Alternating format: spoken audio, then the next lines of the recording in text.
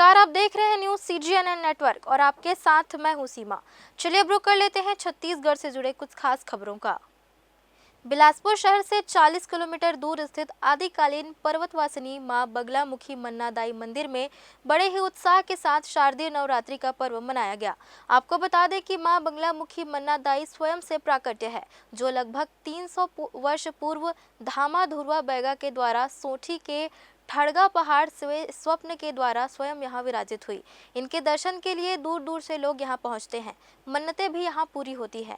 नवरात्र के बाद पूरे रीति रिवाज के साथ विसर्जन कार्यक्रम किया गया। ग्रामीण इलाकों सहित पूरे अंचल में मां दुर्गा की प्रतिमा के विसर्जन का दौर शुरू हो चुका है। ग्राम सोठी में मांदर के थाप पर बड़े उल्लास के साथ विधि विधान से विसर्जन करने लोग बड़ी संख्या में मौजूद रहे। बिलासपुर शहर में होने वाले विसर्जन कार्यक्रम के दौरान पुलिस प्रशासन द्वारा सुरक्षा के पुख्ता इंतजाम किए गए हैं, ताकि कोई अप्रिय घटना विसर्जन के दौरान ना हो। SP रजनेश सिंह ने सभी दुर्गा उत्सव समितियों को शांति बनाए रखने के लिए धन्यवाद दिया। साथ ही साथ विसर्जन भी शांति तरीके से करने की अपील की। हाँ, 13-14 के लिए उसमें मीटिंग लेके सभी दुर्गा समितियों को बताया गया है, सभी पदाधिकारियों को बताया गया है।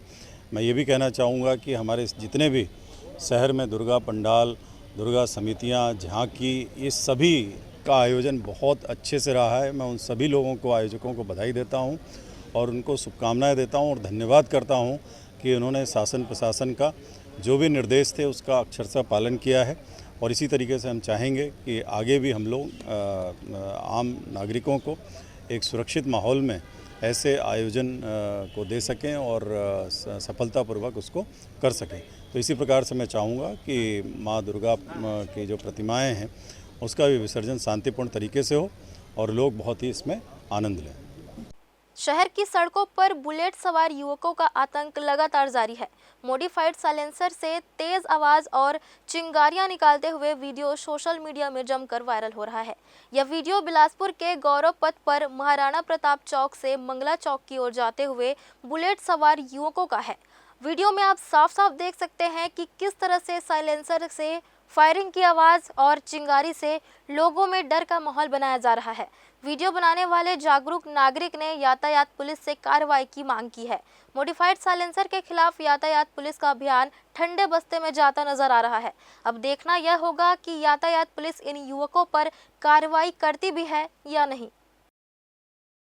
Disciple of Christ church civil line में चर्च प्रांगण में मौजूद स्टाफ क्वार्टर की जर्जर स्थिति को देखते हुए पास्टर और चर्च कमेटी के द्वारा वहां मौजूद लोगों को क्वार्टर को खाली करने कहा गया था।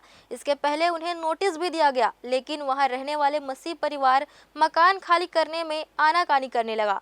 काफी प्रयास के बाद परिवार ने क्वार्टर तो खाली कर दिया, मगर चर्च के बगल में ही मौजूद खाली जमीन में टेंट लगाकर रहने लगे। इसके बाद परिवार के लोग चर्च के चौकीदार के घर में जबरन घुसकर रहने के लिए परेशान करने लगे। चर्च के पादरी उन्हें जब समझाने पहुंचे तो उन्होंने उनके साथ मारपीट करनी शुरू कर दी, जिसके बाद मामला सिविल लाइन थाने पहुंच गया। यहां पुलिस ने मसीह परिवार को समझाइश दी कि वह किसी भी के घर में इस तरह से प्रवेश नहीं कर सकते, लेकिन उसके बाद भी वह नहीं माने। तब पुलिस ने उन पर कार्रवाई करने की बात कही। चर्च के पादरी अनुराग नथानियल के पूरे घटनाक्रम की जानकारी देते हुए बताया कि लगातार इसके द्वारा पिछले कई सालों से यहाँ निवास किया जा रहा था, लेकिन अब मकान जर्जर हो गया है। ऐसे में उन्हें खाली करने के लिए लगातार नोटिस दिया गया, मगर वह मानने को तैयार नहीं है। सबसे पहले आप सबों को सलाम नमस्कार, हमारे प्रिय लोगों को जो सुन रहे हैं। और इस घटना के विषय में बताना चाहूँगा कि यहाँ पर बेजा कब्जा में एक सत्यजीत मसीह परिवार जो है वो आकर के रह रहा है। और हमारे जो मिशन और चर्च की जो विवाद चल रहे हैं, सब जगह आप लोग जानते हैं ये बरसों से चल रहे हैं, उसका फ़ायदा उठा के इन्हें घर खाली नहीं किया और इस खपरा पोस्ट मकान में तब से रह रहे हैं। मैं सोचता हूँ 12 साल से ऊपर हो गए होंगे, हो सकता है उससे ज़्यादा भी समय से हैं, लेकिन ये इस स्थान को खाली करने से इनकार करते रहे हैं और अंदर ही अंदर इन्होंने दीवारें तोड़ तोड़ के अंदर कब्जा कर लिए। अब कोरोना के टाइम में इन्होंने पूरे घर में कब्जा कर लिया, सब जगह। यहाँ बहुत से लोग आए, बहुत से लोग रहे, जब जब जिसको आवश्यकता पड़ी सहायता चर्च ने की, बिना कुछ दिए लिए, बिना जात पात का ध्यान रखे। परंतु सब चलेगा, ये लोग नहीं गए और इन्होंने कब्जा भी कर लिया और विवादों का उन्होंने फ़ायदा उठाया। अब जबकि सब विवाद हल हुए, हमारी चर्च की पंचायत ने, मिशन ने इनको समझाया, बताया, लिखित नोटिस दी 2023 से लगातार। 2-1 तो नोटिस इनने रिसीव कर ली, लेकिन दूसरों को सिखाने में बाकी इनने लेने से इनकार कर दिया। तो वो कार्यक्रम भी पूरा हुआ, चर्च के लोगों ने समझाया, लेकिन इन नहीं खाली किए। दीवारें यहाँ की गिर चुकी, जर्जर हालत में हैं, मट्टी और की जुड़ाई का 130 साल पुराना झोपड़ी है, ये सब स्थान है हमारे। तो कभी भी कोई हादसा होने से इनको समझाया गया कि दीवारें गिर रही हैं, और हो जाने से लोग ये बोलेंगे कि चर्च ने ध्यान नहीं दिया, पंचायत ने ध्यान नहीं दिया और ये हादसा हमारे कारण हो गया। भाई खाली करो, कंडम है बिल्कुल, कभी भी कुछ हो सकता है।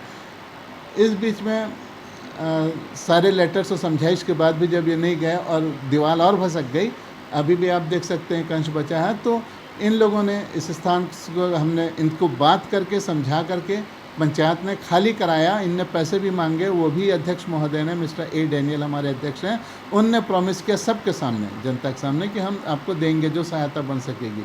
लेकिन ये बाद में फिर पलट गया और जो हमारे विरोधी संस्था जो है चर्च ऑफ नॉर्थ इंडिया या CNI जिसको बोलते हैं, उनके जो हैं लोगों के साथ मिल करके, जयदीप रॉबिन्सन वगैरह के साथ, इन लोगों ने विरोध में काम करना शुरू किया और इनकी प्रॉपर्टी बता करके कोर्ट केसेस वगैरह उनने किया। और आज तक वो कोई केस की एक भी पेशी में अटेंड नहीं करते हैं और यहाँ से हटा दिए गए उनकी सहमति से, सामान समेत। और इमली पेड़ के नीचे बर्जिस स्कूल में वहाँ वो रह रहे हैं इतने 3-4 महीनों से। अचानक से 11 तारीख की रात को, 10 की रात या 11 की अर्ली मॉर्निंग जो है, सुबह शाम रात को 1:30 बजे हमको खबर आई हमारे चौकीदार के पास से कि सर यहाँ दरवाज़ा मेन गेट तोड़ रहे हैं और कोई आवाज़ें आ रही हैं तोड़ने की।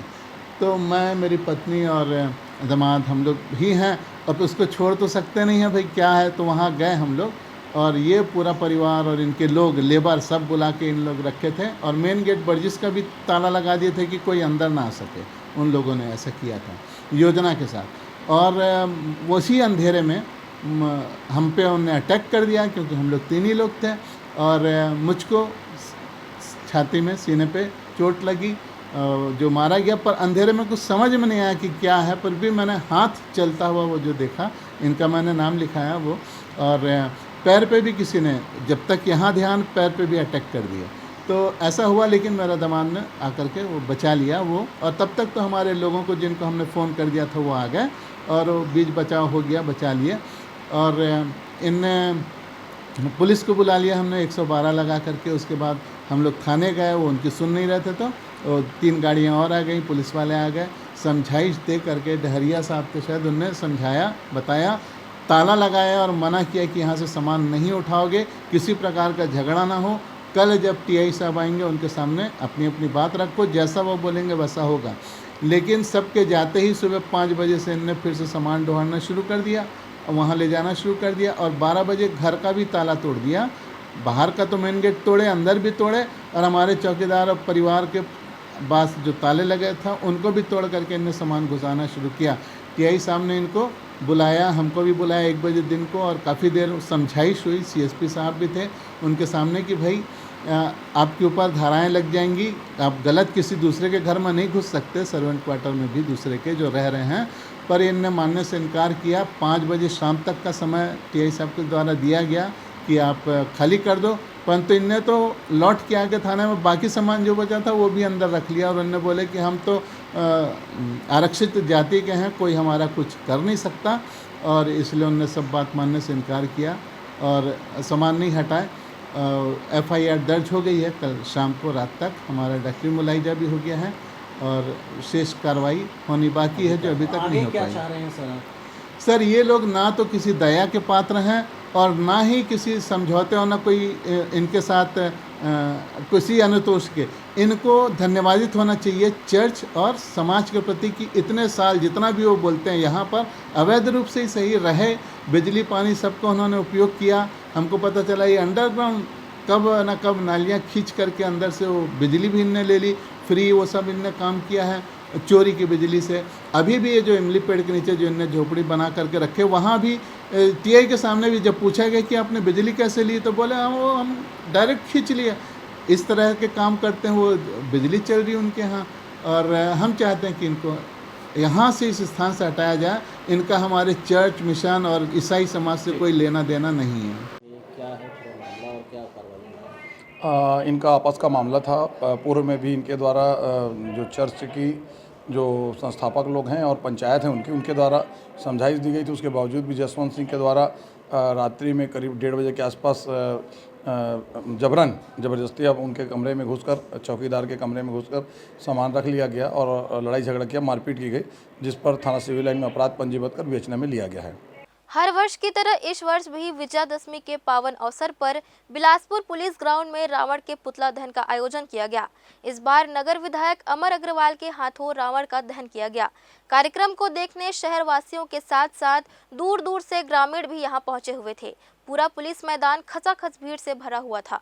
लोगों ने भव्य रावण दहन का कार्यक्रम उत्साहपूर्वक देखा और इस शुभ पल का लाभ उठाया।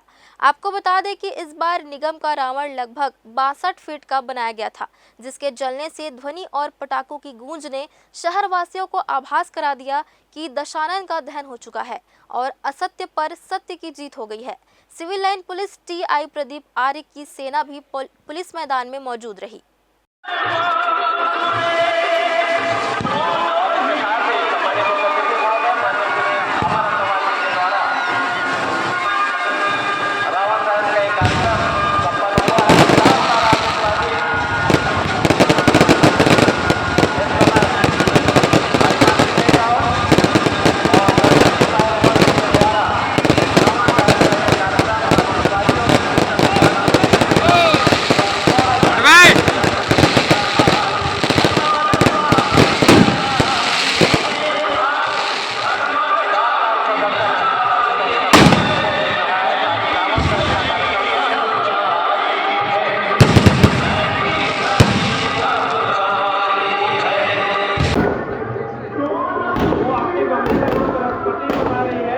चाबी भी बाइक के स्टेज पे है, एक बाइक की चाबी स्टेज पे है और एक बच्ची जिसकी मम्मी के नाम